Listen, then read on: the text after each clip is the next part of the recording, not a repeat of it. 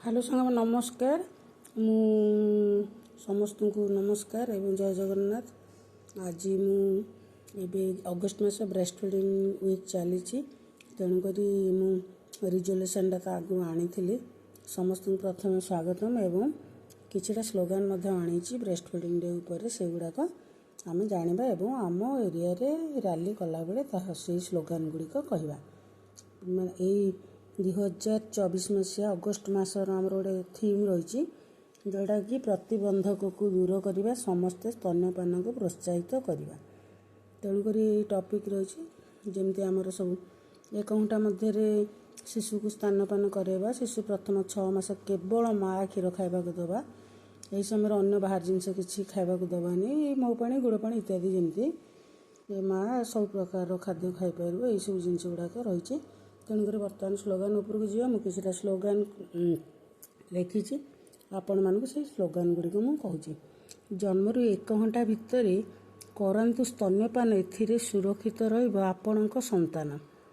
माँ माने एकाठी हेबा शिशु को 6 मास जाए माँ क्षीर देबा। माँ क्षीर अटे अमृत समान डबा क्षीर को तुरंत कर वर्जन। माँ क्षीर अटे अमृत समान ताकू खाई शिशु हुए बलवान। विधाता देइछि माँ को क्षीर शिशु पई यह अटे अमृतर झर। जन्मरू 1 घंटा भितर माँ कस क्षीर देव रोग प्रतिरोधक शक्ति तार वृद्धि हेब। कस क्षीर शिशु पई प्रथम टीका समस्त रोगरू यह करइजे रक्षा। जन्मरू 6 मास जाए माँ क्षीर दबा। माँ क्षीर जीवाणु मुक्त जानिथिबा। सुस्थ समाज पई स्तन्यपान को समर्थ करिबा ताहेले सुस्थ समाज गढ़िबा।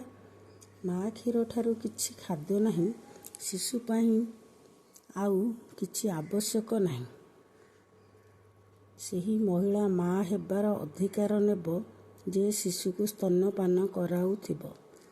शिशुर पोषणर आहार माँ क्षीर सर्वोत्तम आधार।